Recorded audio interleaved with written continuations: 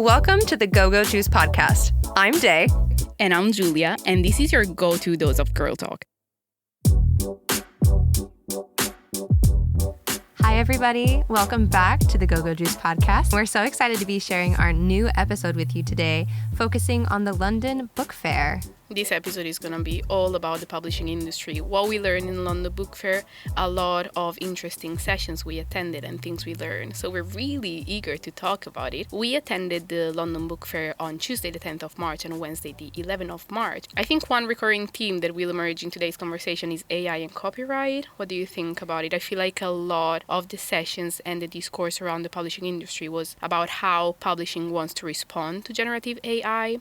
I agree. I think AI was at the forefront of a lot of conversations, whether it was immediately embedded into the discussion of the panels themselves, or if it was a question coming from the audience during the Q&A portions of the panel events. I think AI was something that was unescapable regardless of conversation at this year's book fair. I think the book fair in general this year was really busy, really high energy. It was really interesting for me to be a fly on the wall as well. Of course, the fair is really business oriented because the goal is to serve as a global marketplace, but it was still fascinating to be a fly on the wall and listening to some negotiations. For example, I was actually watching an illustration agent present a catalog and talk through an illustrated project spread by spread, discussing its audience, positioning and timeline. That was really interesting. As a visitor, it was amazing because, of course, my first impression was that without a meeting, some stands were less open to extend the conversation, which makes sense in the fair environment. So it was nice to be both a fly on the wall, but then on day two, I think I focused more on the sessions to benefit more from the fair. I think it was really interesting to see the fair as a microcosm for the greater industry. I think, like you said,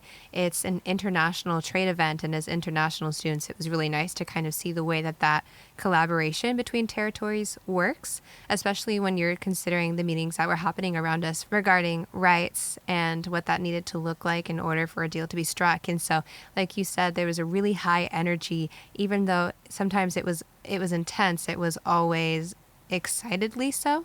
I would say there was never a moment where anybody seemed that they didn't want to be there. Everybody was very happy to be there. Everyone was happy to, in some form or another, share their expertise with the people around them, and it made for a really great community at the book fair.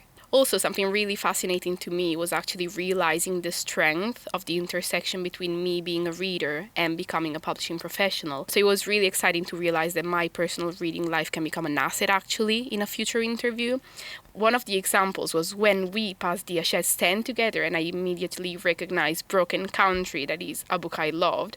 And it was a moment that highlighted how my enthusiasm for books is also professionally valuable, if it makes sense. And I had the same feeling during a conference that we attended together when they were talking about The Names by Florence Knapp, that is another book I read. Mm-hmm. So it was really fascinating to see how the fact that I read across a lot of genres and publishers made me realize how it's going to be useful when applying for jobs in publishing. It was a really nice insight from the fair for me. I think so as well. I think what's really interesting is that the wider your reading habits, the more you understand different elements of the industry. I think maybe we think about reading as immediately being attributed to editorial work, but there's also the production side, there's the publicity, there's marketing, sales, you have audio, you have rights, you have innovation management. And I think the wider you read, the more you realize different ways that those sort of intersect and the different ways that the departments can collaborate for the benefit of a book and for the success of their author. For those of you who are listening, who are maybe thinking to yourselves, what is the London Book Fair? What does it look like? How does it operate? I will share that it is one of the largest publishing trade events in the world. The fair is an absolutely unmissable opportunity that we hear from leading experts across the industry about different specializations that are currently prevalent within the industry and those that we see forthcoming in the future. And so it's less of maybe what you think of as a school book fair where you can go and consumers can purchase books for their own personal use, and it's a trade event where it's a bunch of working professionals from around the world, different territories, working together to strike deals and to keep the industry moving forward. For us, it was the first time at the book fair. As I mentioned, I was really interested in most of the sessions. The first one I attended was the one on the Tuesday called In Conversation with Bob Corrigan, CEO of Audible. It was really interesting to have some key insights from him. He said that in 2025, they reached nearly 6 billion listening hours, and that in 2026, they want to expand into 11 additional marketplaces. And he was also talking about how they are trying to introduce a new Audible subscription plan and to lower the price point to bring in new listeners, because it's really important to get listeners to try audiobook and get them familiarized with it, as it is important to give them an entry point, because many people never even tried an audiobook before, but they may fall in love with it. I think that's really interesting, especially if you consider the fact that as of right now, around 80% of book sales are still physical format rather than digital. So to see that they're trying to expand into 11 additional marketplaces is really interesting to see how that trend might play out, especially as we're having conversations about sustainability within the publishing industry and our ethics and morals surrounding digital marketplaces. Absolutely. Another key insight he gave that really surprised me was actually from Nielsen IQ. For people not familiar with Nielsen IQ, is the world's leading consumer intelligence company. So they deliver some complete understanding of consumers' buying behaviors, and also they reveal new pathways to growth. So regarding Audible, Nielsen IQ said that audiobook listeners read more and consume more print and ebooks as well as a consequence of listening, and I found that really interesting. So Bob Corrigan was saying how the enjoyment of reading has been elevated as a consequence of audiobooks in general. That really surprised me. I thought it was really brilliant. That is really interesting. And I would want to note that Nielsen IQ was also one of the booths at the fair. And so it was really interesting getting to go to these talks with Bob Kerrigan and hear about Audible, and then also go back to the Nielsen IQ stand and ask them a couple of questions as well. I know that in my conversations with them, they were mentioning that they are also going to be putting some updates into their user interfaces. So it's not so much a change of the data that they are collecting, but a change in the way that they present that data. And I think maybe that'll be beneficial as Audible is trying to expand into those marketplaces and to reach new audiences, because they will maybe have a smoother experience in interpreting that data and exploiting it. About reaching new audiences, actually during the audiobook session, they were talking about AI as well, and the way they would like to use AI narration as a way to bring more audiobooks to more people around the world in a cost-efficient way. That doesn't include titles that are already published, but titles that would never have been turned into audiobooks. He said that fewer than 5% of commercially available books in the world are available in audio. So for him, AI done right means that every book in the world could be an audiobook, and also it could be an audiobook in every language. I love to hear things like that, because I think, and we'll have a lot of discussions about AI in this episode for sure. It's the monster hiding under the bed, and we're giving it a name. But I think to hear that they're thinking AI being done right is for accessibility, I think is a really, really exciting thing to see. And I love the idea of it being in every language. I did notice at the book fair this year that they had BSL interpreters at a lot of the main stage events. And so that was a really exciting thing to see how we're progressing with inclusivity within the industry. The Audible session was probably my favorite one from the Tuesday. Did you attend any interesting ones that I didn't attend? I did try to make it to the Bob Kerrigan Audible one. I was on the outside peering in, trying to lip read from my little corner. On Tuesday as well, I did attend a session on innovation, and I think it maybe ties into our conversation surrounding AI. At this session surrounding innovation, creativity, and change within the industry, AI was brought up repeatedly. As we're looking to innovation, I think most people see technology as the main form, or I guess the most visible form of innovation. And that's, I would say, true across different industries as well, not just publishing. But within publishing, what was really interesting, and something that our cohort did discuss, I would say at great length, is the assertion that was made by one of the panelists that if you are not AI literate, you will not be getting a job in publishing. And so I think as two international students who are trying to break into publishing, trying to get our foot into the door, I'd love to maybe chat a little bit about what we think that looks like, especially as we're operating on an AI minimal program. That's really true. We were talking about it, and it's hard to balance the ethic perspective of it and kind of having to use it to get a job, and also how to include that from a practical point of view in our CV. I wouldn't really know how to get AI literate myself. One of the advice they gave us was just to try to include it in our everyday life, to just get better in the way we can actually create prompts for AI. I see what you mean. So it's kind of the AI agents, maybe? While we're on the topic, actually, of innovation and what that looks like at the book fair for this year, I do want to mention that I was able to interview Georgia Poplet while we were at the London Book Fair. She graciously agreed to be interviewed for the podcast and to include some of her thoughts on innovative practices. I want to introduce her really well. She's an amazing person. She's working with us on our program as a lecturer. Dr. Georgia Poplet is a novelist, editor, and lecturer in creative writing. Her first novel was nominated for the Deborah Rogers Award in 2025, and previously she was an editor at Profile Books and worked for New Writing North as a literary researcher. She specializes in writing historical fiction and representations of postpartum psychosis. Very impressed with her as a lecturer and as a person in general, so I was very excited when she graciously agreed to be interviewed and have her responses included in today's episode. As Georgia's doctoral thesis converses with creative and innovative practices, I wanted to hear from Georgia about what creative innovations she discovered through this year's London Book Fair that excited her. What she said, and I'm going to quote her here because her words were beautiful, she said, "Something I've heard a lot about over the last couple of days is the idea of novellas. In my training as an editor, there was a sense that short story collections are more challenging to produce and then try and sell, even though they have certain benefits in the sense of printing and publishing costs. But actually now, I think there's an appetite for that short-run content, which maybe I wasn't thinking about so much before." And so that quote from Georgia was really interesting to kind of spark conversations on, is short form content prevalent as an innovation because of our attention spans dwindling? Is it because our personal time is actually dwindling? What really is the cause of this innovation being necessary in the industry?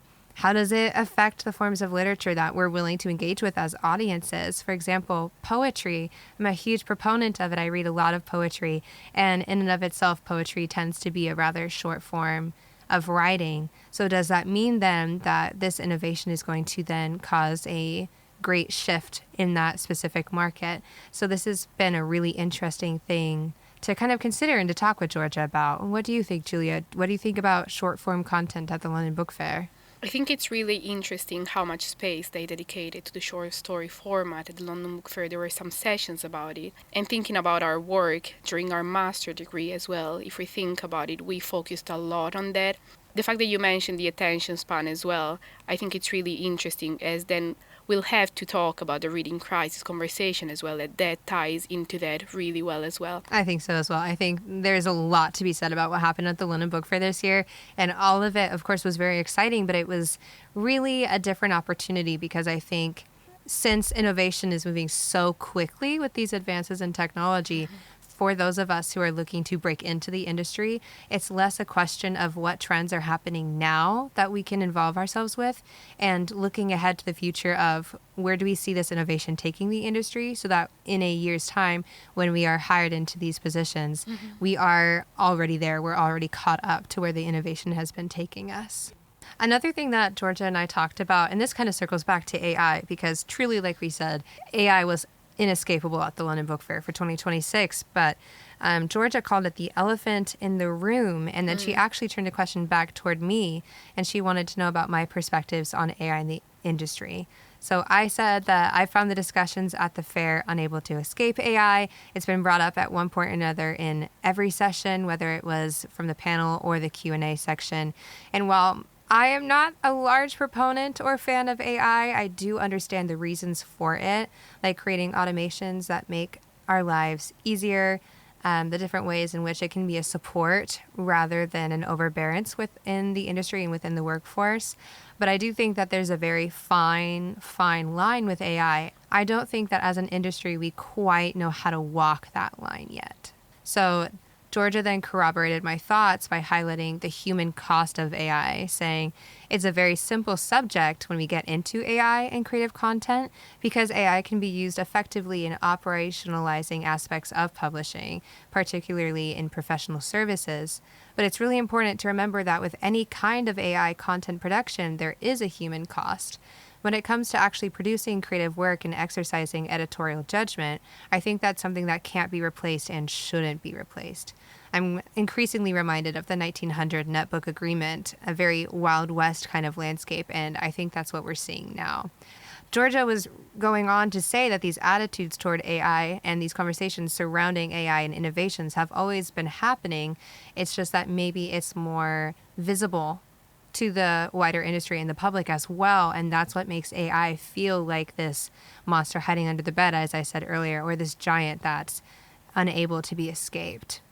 I think this ties in really well with the Don't Steal This Book campaign as well. So, during the first day of the book fair on Tuesday, copies of the work called Don't Steal This Book were being distributed to attenders at the London Book Fair. This book included thousands of authors, including Philippa Gregory and Richard Osman. So what they did was they published, quote-unquote, an empty book to protest against AI firms using their work without permission. So the only content of the book is a list of their names. I didn't know about that, but actually next week the UK government is due to issue an assessment on the economic cost of proposed changes in copyright law. So that's of course perfect timing for this campaign at the London Book Fair. And I found really interesting the book's back cover copy as well that says the UK government must not legalize books theft to benefit AI companies. So as you mentioned, everything around the London Book Fair this year really focused on the discourse around AI, both from a legal point of view and the author's fear around it as well. I think it's such an important conversation, and I think if anyone were to go onto social media and to look up London Book Fair 2026 or hashtag LBF26, most of the posts that you're going to see are actually about Don't Steal This Book, which is really interesting because you would think at a trade event, everyone would maybe want to push forward their own visibility and brand identity and representation and maybe talk about their backlist and their front list. What is the new exciting innovations within their own publishing house? But no, the conversation is surrounding Don't Steal This Book. And I have to say, the mass of blank pages in the book were really, really powerful. I don't think there's anybody at the fair who didn't leave with a copy of Don't Steal This Book. I'll say to kind of close up this conversation on AI, I want to personally note something that author Juno Dawson said at the Freedom to Read session hosted by English Pen, which was, how do you eat an elephant? One mouthful at a time. So if AI is this elephant in the room, I think we can go at it with a bite-sized approach. I think that's a really great way to look at the industry's approach to AI, especially for those of us looking to get our foot in the door. It's more than being aware of the current trends. Again, it's just knowing that the industry is evolving so quickly that when we are hired, it will already have adapted so much. And so we have to keep feasting on that elephant and remaining critically aware of its presence and shape in the room so that we can use AI in a way that's beneficial not only to the industry, but also to our ethics and our morals as publishers, as we consider the ramifications that AI does have on the workforce, on the planet, on our sociocultural conversations. Because if AI is going to be expertly agile, so must we. This ties in really well with another session I attended called Why the Reading Crisis is a Bigger Threat Than AI. The speaker was Joanna Pryor, CEO of Pan Macmillan.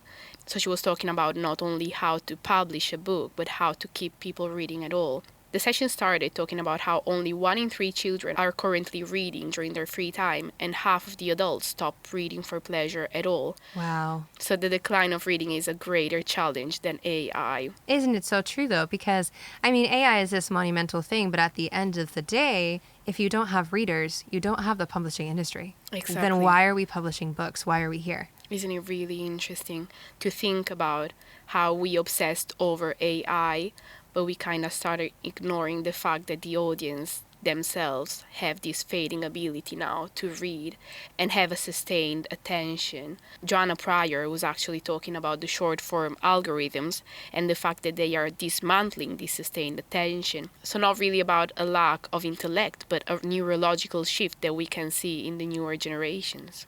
It's really interesting. I would say, as a substitute teacher back in the US, I have noticed that it's really hard for a lot of students and a lot of the younger generation to really feel involved with books.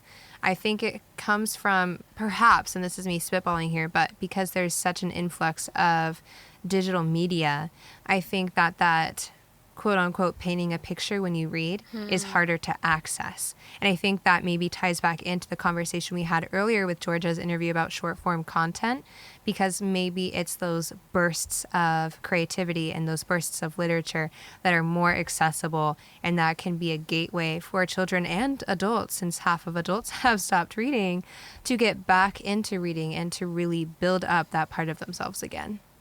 That's really interesting what you said about children, because Joanna Pryor was talking about how we must protect curiosity wherever we find it. She was talking about romantasy for adults and graphic novels for children, and the fact that sometimes people now dismiss a book as not proper readings. But especially during this time of reading crisis, we really must protect curiosity at all costs wherever we find it. And the AI discourse was really important in this conversation as well. And I feel like Joanna framed it really similarly to the way Bob Carrigan from Audible did.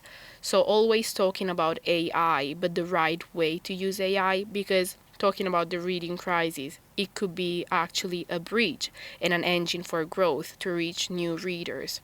I would say that using AI as a bridge is something I hadn't considered before. So I think it's really interesting that both CEOs were maybe talking about that point and using that point. I'm also looking at our notes, and I love what it says here, that literacy is a tool. Literacy is our only collective defense. I think that comes back to what you're saying about protecting curiosity. At the end of the day, if we don't have readers, we don't have an industry. Yes, that's true. But also, if we don't have readers, we don't have illustrators. We don't have translators. We don't have editors. The entire industry and that enormous responsibility to our society begins to crumble. And so while AI might be really prevalent, and it might be this big wave that we're seeing within the industry and within society itself more broadly, this literacy crisis really is our number one priority. I think that's also really interesting how that session ended, because she was talking with the publishers in the room and she made 3 asks to them. The first one was to step out of the bubble, so not just to reach the readers they already have, because they cannot wait for people to find them, but they need to meet the readers where they are. The second ask was to refuse to compete on access, especially during this reading crisis period, because literacy is a collective rescue mission. And the third and last one was again about AI, so to use AI and technology to lower the barrier and use it as a tool to bridge the gap. So again, stop waiting for the readers to find us, but use technology to find them. I really love that point. I think if we're talking about literacy as a collective rescue mission and lowering the barrier, I think it does highlight a lot of some of the English pen talks that we had about how barriers are structural in some ways rather than just social. And so it's really nice to hear from top down instead of bottom to top with some of this grassroots productivity and approaches that we've been seeing with, let's say, indie publishers. To hear that from a CEO is really inspiring, that hopefully these changes will start to be made a little bit more rapidly as we see the crisis start to unfold before us. This idea of barriers to reading really makes me think about one of the English Pen talks that I attended on Wednesday. Wednesday, I was essentially camped out there. It was in the salon, the Henley Suite, and this panel, Whose Freedom, Power, Equity of Expression, and Rejecting Attacks on EDI, which is equity, diversity, and inclusivity. What was really interesting about this session was it was asking questions about, are structural barriers to free engagement with writing, publishing, and reading re-entrenching? I'm quoting from the program directory itself here. Has commitment to promoting Black voices and writing from the wider global majority waned, and how can we redouble it? How is a rollback on equity, diversity, and inclusion affecting different publishing territories?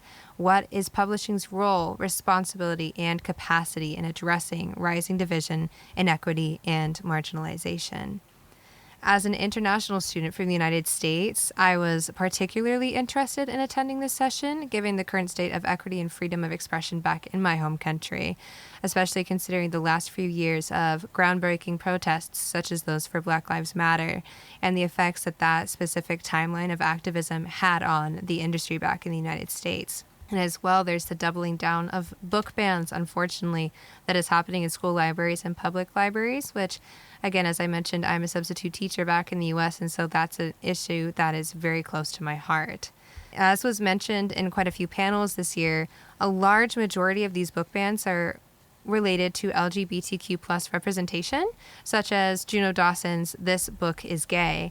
But I also want to highlight that in my own perusing of PEN America's banned book list, an incredible amount of books that were banned in the U.S. were those that just featured a non-white character on the cover, such as I Am Not Your Perfect Mexican Daughter by Erica L. Sanchez or Say Her Name by Zetta Elliott, which is fascinating because of previous discussions we've had with other module conveners on the program where it was made clear that book cover preferences in the U.S., I'll say particularly when working with Black authors, lean toward having a Black character on the front and lean into historical underrepresentation with visual elements like cotton, even if the book isn't about or targeting those stereotypes and erasures.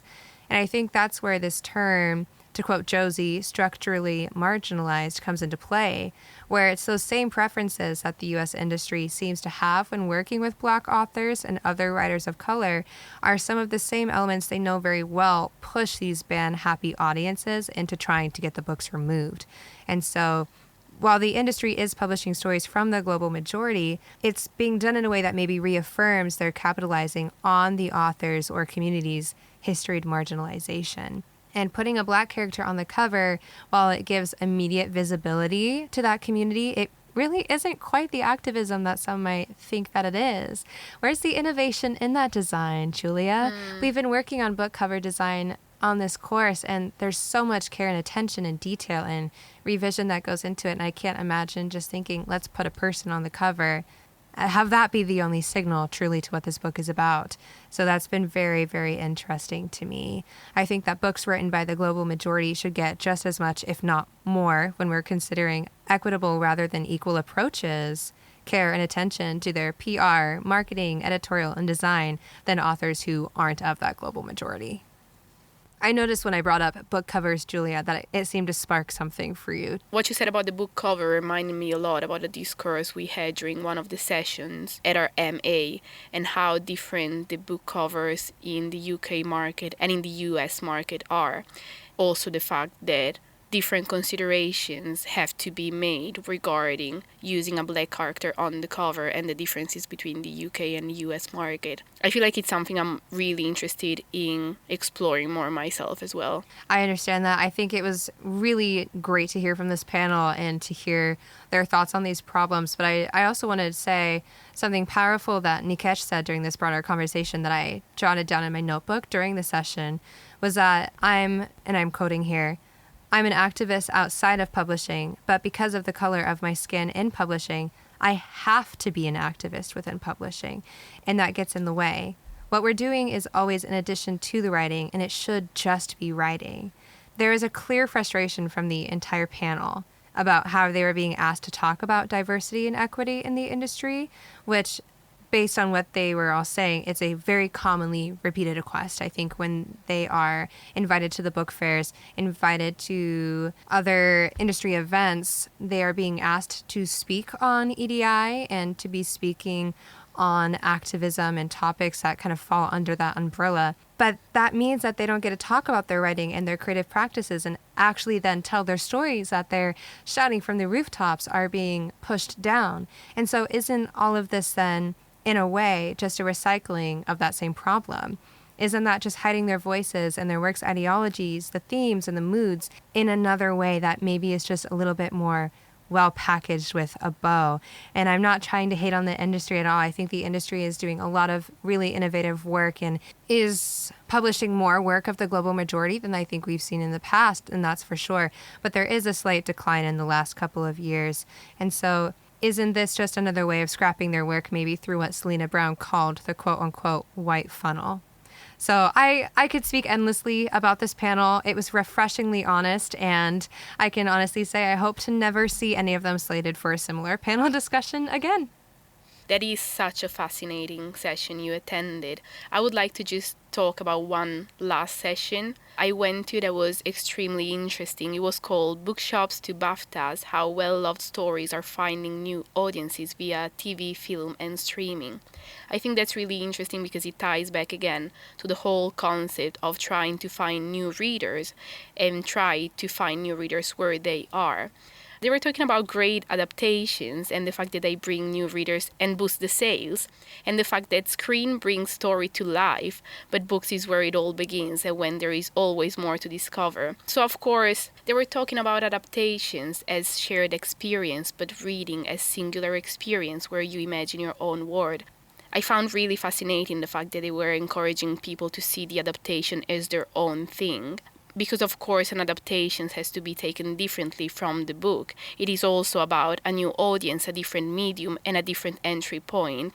During the session, they were also handing over QR codes to read a full Publisher Association report on that called Books on Screen, Book Adaptations' Importance to the UK's Creative Industries and Reading for Enjoyment. Some of the key data are that, for example, the last 6 BAFTA Best films have been all adaptations, to highlight that, of course, this is a real commercial win.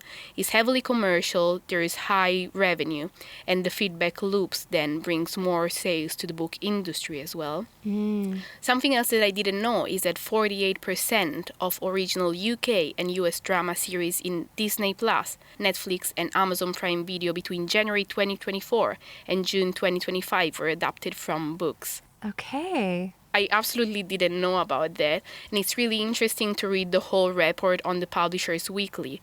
Also, if any of you is interested in learning more about this session or any other ones that we talked about, you probably will find a feature article in both the Bookseller and Publishers Weekly about that, and I highly recommend that because it's been really interesting for me to read about the sessions more in depth there.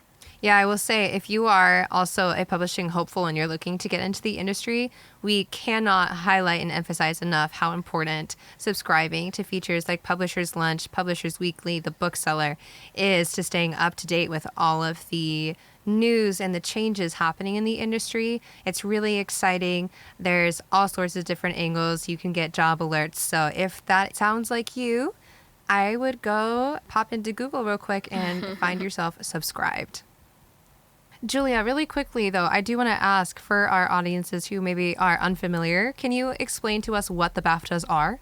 So the BAFTAs are from the British Academy Film Award. That is an annual film award hosted by the British Academy of Films and Television's Art, and they're honoring the best British and international film contributions. So that's why they decided to feature a session about that during the London Book Fair, because as we mentioned, a lot of the latest BAFTAs winners come from adapted books. Oh, that's really exciting. Okay, thank you. Thank you for sharing that. I think that'll be helpful for our audiences and in the greater conversation of considering like what does that look like. I know we had Wuthering Heights was just adapted, so I do think it's a really relevant and in the now conversation to have. It's a really hot topic nowadays, isn't it? It is, yes. Thank you for sharing on that session. I think there were a lot of really exciting, informative, powerful sessions at the 2026 London Book Fair. I'm so grateful that we were able to take our cohort and to be a part of this experience and to be involved. And on that note, Giulia, I would love to maybe start a dialogue with you about what our own personal experiences were like at the fair as people trying to break into the industry, and like what interactions did we observe? What personal experiences did we have that people who are maybe interested in attending the London Book Fair or want to know more about the book fair can hear about from us personally that they maybe won't be able to find through, let's say, a Google search about the sessions themselves? I think something really interesting that I was not expecting is, of course, how busy the book fair is, and I could expect that. But something you cannot find online is how many things are taking place at the same time and how many things happen at the same time. You really have to be at the right place at the right time. For example, they were handing over a magazine called TLS that I never came across before. It's the Times Literary Supplement. And I was lucky enough to get a copy. It's a fortnightly literary magazine published in London by News UK. I never come across it before, but I think that's just one of the examples of things happening at the book fair that you have to be lucky to catch, because I feel like at the same time as I maybe was catching one of the magazines, you were talking with me about a book signing that was happening at the same time. But if you're not really at the fair, you wouldn't really catch those special moments. Yeah, you never know when something's going to pop up. I will say, I mean, the book fair is massive. And so as someone who's very directionally challenged, I was finding myself lost all the time. Thank you to those of you who put the fair on, to those of you who do all of the setup, all of the tear down. You are doing an outrageous amount of work. I cannot imagine. But wandering through all of these books and the exhibitions, you are truly discovering something new and finding a different angle to observe the industry through every few seconds. I mean, it's truly this beautiful, beautiful, complex, intense, energetic space to be in. Really busy, really business oriented. About what you were saying about my experience, maybe as a student, I noticed how students are, of course, welcome, but they're not the core audience of the London Book Fair, maybe. No, absolutely not. No, we are there. Kind of, you said in the beginning of this episode that you took a fly on the wall approach. Yes. I think that was the perfect way to do it, because this is, at the end of the day, a trade event. They are networking. They are establishing connections. They're selling rights. They are signing book deals. There were so many exciting book deals. There was one for a triple anthology of poetry that was struck yesterday. And so seeing these things, not so much entirely the outside, because we are publishing students, and I would say that we do have a larger base of knowledge than maybe those who are coming from the general public into the book fair, which you can if you're interested. London Book Fair 2027, shout out to you. I'm sure you'll be great. As students with the fly on the wall approach, I think getting to observe all of these things, we see it in a different light than maybe the general public would. And I think that's something that's been really exciting to talk about with our cohort, and to see all of the different filterings that we were able to perceive about the industry. It's been really exciting.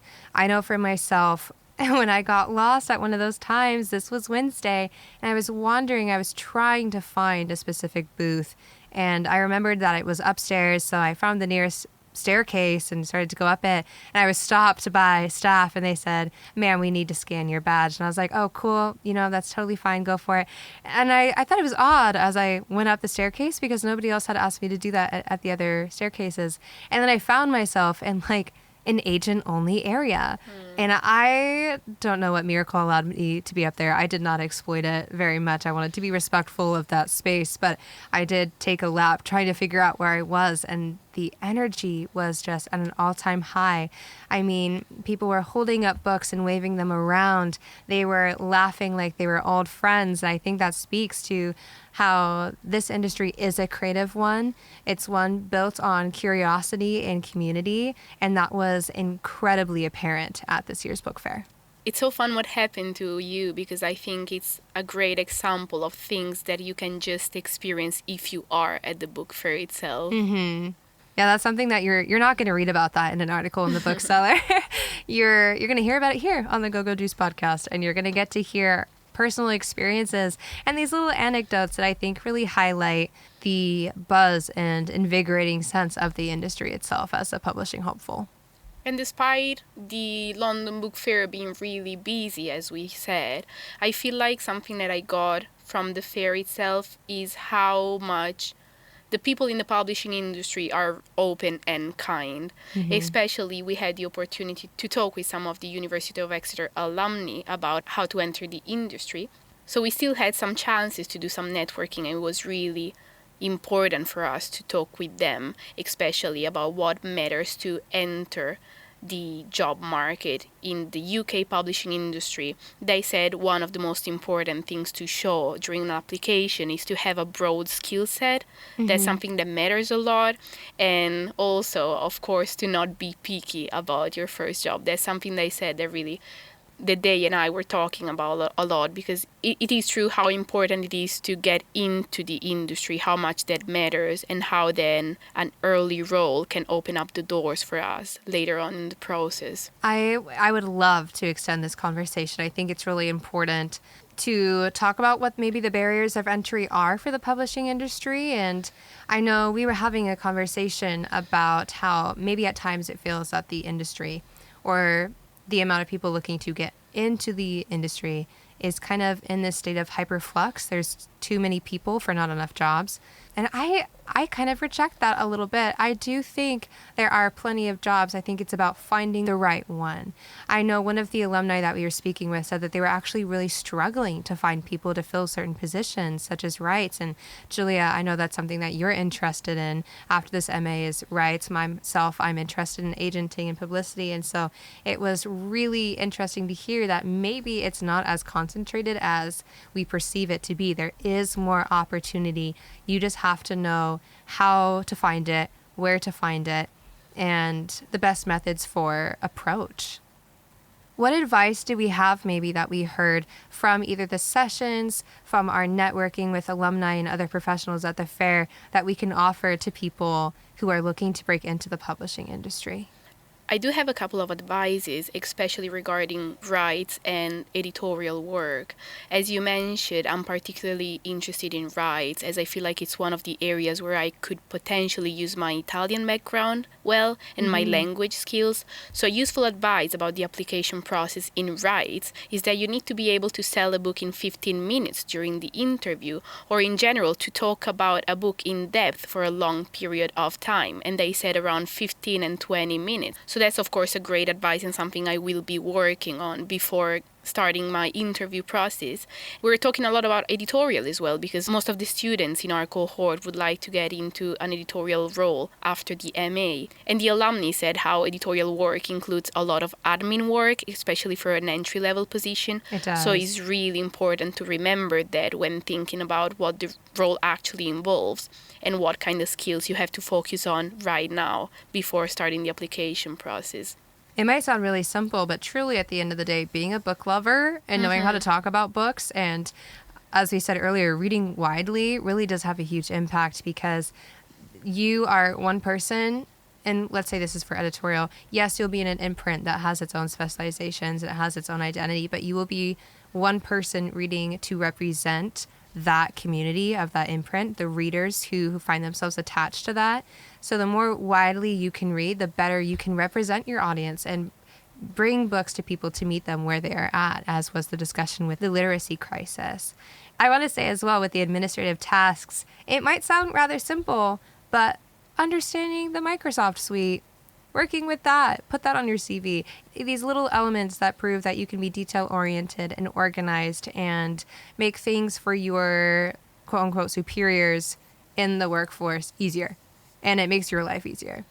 I will say, tying back to some of our conversations on AI as well, about how if you are not AI literate, you will not be hired in the industry. That was something that was maybe difficult to hear for a lot of us who aren't huge proponents of AI. But I will say that being able to take that advice and run with it has been really interesting. I spent several hours last night looking into different certifications that I could get to gain more of an AI literacy. Interesting. Yeah, things on such as inbound marketing, digital social marketing, search engine optimization, advanced courses with these things, and that I can do just to supplement myself and really prepare to enter the workforce as it's going to exist when I get there. To go back to what you said about being an international student here, there was, of course, also another side of the conversation. I feel like some of the most honest discussions actually about the publishing industry since when I arrived here in September in the UK were actually brought up in the London Book Fair. People were really honest discussing with us the difficulty of building a career in the UK publishing, especially as an international candidate. For us, the visa sponsorship came up as a real concern, especially in informal conversations, and it was clear that this can be a barrier for some of us. So, of course, overall, the fair and those kind of conversations gave me a stronger sense of what it means to be a publishing hopeful and how an early career professional might navigate a space like this. Did you have any conversations about being an international student here as well? I had a few. I will say, with the fair acting as an international event, they did do a great job of representing different territories. They actually had a session dedicated to decoding the U.S. book market, which filled up 40 minutes before they opened the doors. I did not make it into that session, unfortunately, but they did really kind of spotlight the differences between territories, whether that was as a session that was dedicated to such a topic or as it would come up naturally in conversation. And I do think the visa conversation is such a valid one. It is difficult to find a way to transition to a different territory, especially within publishing where sponsorship is not the norm. And so I will say that is something that came up in my conversations with you, conversations with other international and home students on our course. And I think the best thing that we can do is take the lessons that we are learning on the MA, the lessons that we heard at the London Book Fair, and figure out how to apply them to us personally. And that will make us a stronger candidate regardless of territory. I do agree with everything you said about that. I'm also really grateful for the opportunity of going to the London Book Fair. I think for me it was incredibly valuable for observing the industry and learning its language as well and understanding how it operates. So the London Book Fair for me was an amazing experience. As we mentioned, it was our first time there, but I really hope it's not the last. What do you think, Daylin?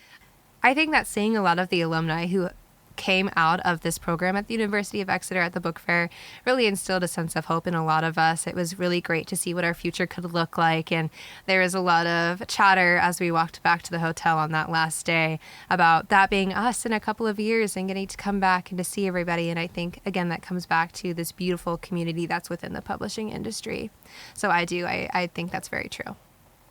We covered a lot of ground in today's episode, just as we did at the book fair itself. And I'm so glad that we were able to sit down and have a really thorough, in-depth talk about the industry and where it's going and what it looks like for us as we approach these barriers to entry and breaking into the industry itself. To close out this episode, I think it'd be lovely if we could each share maybe one hope that we have for the industry looking forward. I would say my hope for the industry is that we see diversity, equity, and inclusion as a fundamental element of publishing and not an accessory to it. I think I'd love to see the industry take a firmer stance with these policies and really supporting structurally marginalized communities. And I do think that we are headed in that direction, and so I'm really hopeful for that. Giulia, what's maybe one hope that you have for the industry to close out our episode today? I think one of my hopes ties back to what Joanna Pryor said. It's one of the quotes that stuck with me the most during the book fair. The way she was talking about how we really need to stop dismissing a book as not proper reading. She was talking about romantasy, but we know a lot of genres are seen as not proper reading. And also this ties back to the discourse about audiobooks, because some people feel like listening to a book is still not reading a book. And as they said, the most important thing right now is not what people read and how people read, but if people read at all. So that's the highlight I'm going to keep with me from this London Book Fair. I love that. I think that's a really great comment to end on. It was an amazing experience that I hope we get to return to for 2027, 2028 as we look into the future.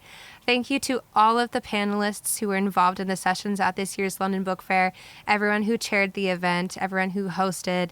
Thank you to our media outlets for capturing this for the public as well, everyone who helped with the setup and teardown of the event. Many hands makes for light work, and it was a lot of work, many hands. So thank you to everyone who was involved. Thank you for listening. A thank you to Georgia for agreeing to be interviewed for this podcast episode. We're so very excited to have your thoughts represented here, and we hope to have another episode on the London Book Fair ready for you in the coming years. Thank you so much for listening. On Life and Literacy, this was the Go-Go Juice Podcast.